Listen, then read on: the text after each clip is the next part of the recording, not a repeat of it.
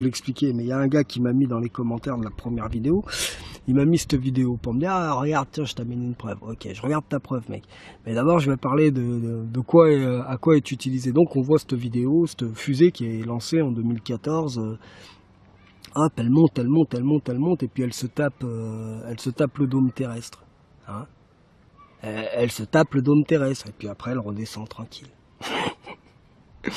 Mec, t'as déjà vu une voiture qui rentre dans un mur? Ah, une voiture même qui roule à 30 km/h, hein, pas besoin d'aller vite, hein, t'envoies une voiture à 30 km/h dans un mur. T'as vu dans quel état elle revient? Et là t'envoies une fusée qui va peut-être presque la vitesse du son, hein, elle se tape le dôme, elle est normale. Normale. Pas un pet, y a rien, pas la caméra normale. Il y a même pas, tu vois, l'image au moins elle devrait faire un truc comme ça, tu vois, genre oh un choc, tu vois. Non, y a rien, putain. Et les mecs ils t'expliquent qu'elle a tapé le dôme. Non mais et toi tu regardes ça, tu dis ah ouais, elle a tapé le dôme. Mais t'as 2 neurones pour les connecter dans ta tête. C'est incroyable quoi de gober des trucs pareils quoi. Voilà. Donc après on me met cette vidéo pour me dire ouais, regarde, le gars il a vu la lune là-bas. Ah, mais à part que la lune, elle devait être de l'autre côté de la Terre. Bah ouais, mais en fait, ce qu'il a vu, le gars, c'est pas la lune. Parce que c'est pareil, tu vois, quand tu fais une théorie de la Terre plate, hein, faut être en accord avec sa théorie. Faut être d'accord avec ce qu'on dit, quoi. C'est-à-dire que dans la théorie de la Terre plate, on a une Terre qui est plate, on a un Soleil et une Lune qui ont une orbite à 5 ans, je sais plus, 3000 km, un Soleil au-dessus de la Terre, un Soleil de 51 km, un disque solaire de 51 km, une lune, un disque lunaire de 51 km de diamètre, tu vois. Bon, c'est précis, il y a des gens qui ont calculé ça, donc il faut aller à fond dans les calculs. Alors je t'explique un truc. Ton soleil quand il est à l'horizon, d'accord, ou ta lune quand elle est à l'horizon, elle devrait être ovale en fait. C'est la même chose que ce que tu me montres sur la vidéo. Tu vois, sur la vidéo, on voit un objet petit qui est rond. S'il est rond, si c'est un disque, ça veut dire qu'il te fait face. Il fait pas face à la Terre, il y a une incohérence. S'il fait face à la Terre, qu'on le voit rond depuis la Terre, si c'est la Lune, hein, qu'on la voit ronde depuis la Terre et qu'on la voit aussi ronde à cette hauteur, hein, qu'on la voit pas déformée sous la forme d'un ballon de rugby par exemple, et ça veut dire que c'est pas, soit c'est pas la Lune, soit si c'est la Lune c'est une boule, tu vois. Bon, voilà.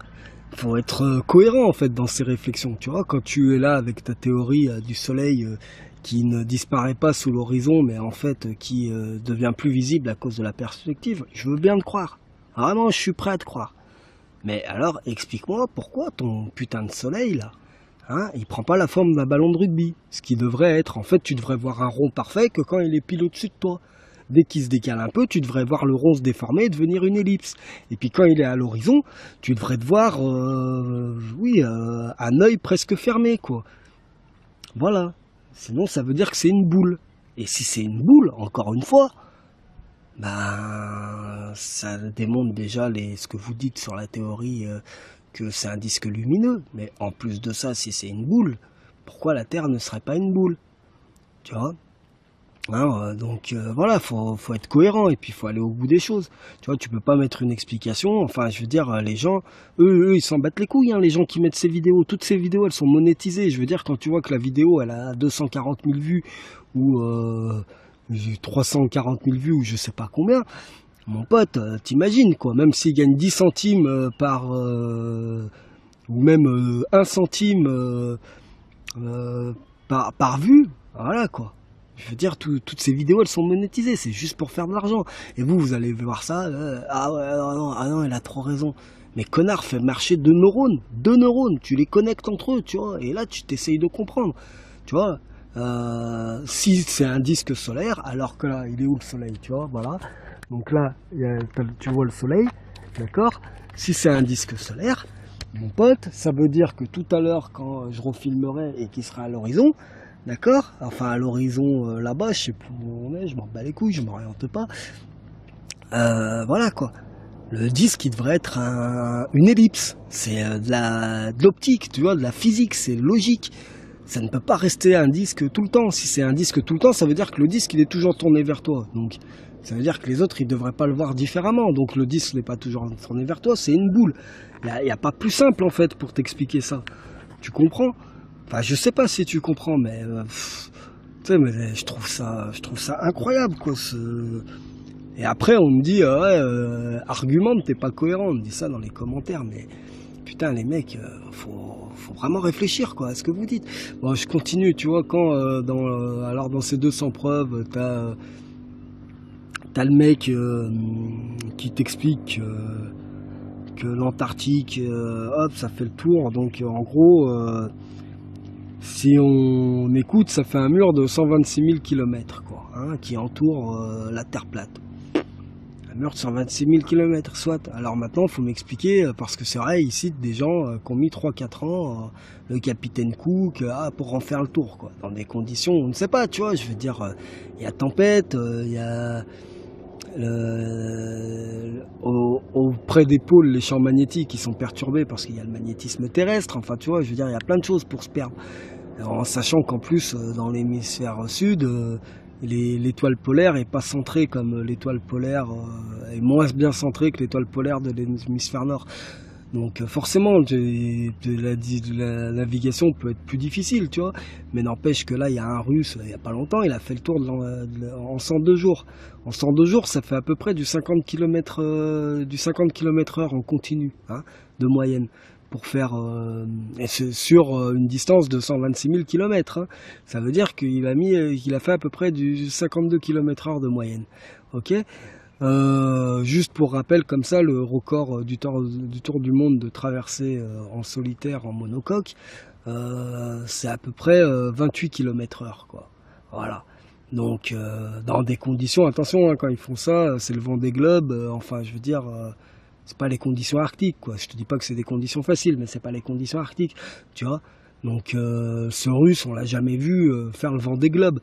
Tu vois, donc sinon ça serait un putain de skipper, mon pote, avec un putain de bateau qui va 2 fois plus vite que les autres, quoi. Il aurait tout explosé. Donc à un moment donné, il faut arrêter, tu vois. Je veux dire, tu tapes sur Internet, il y a des gens qui ont traversé le continent Antarctique. Je veux dire, il y a des gens qui ont traversé. Il y en a plein. Il y a un couple de Français. Putain, les gens, vous racontez n'importe quoi, quoi. Je veux dire, on voit, il y a une super vidéo, un truc, enfin super vidéo, je sais pas, tu vois, mais en tout cas pour le coup, c'est intéressant de regarder. C'est les 10 aéroports les plus insolites du monde, tu vois. Dans ces 10 aéroports les plus insolites du monde, t'as l'aéroport de la base antarctique, hein, arctique.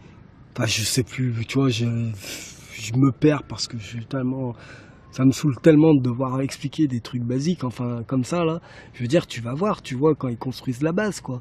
Tu vois, ils construisent l'aéroport quand la banquise, elle s'est formée et que les bateaux, ils puissent plus venir. Et l'aéroport, il est sur la banquise, tu vois.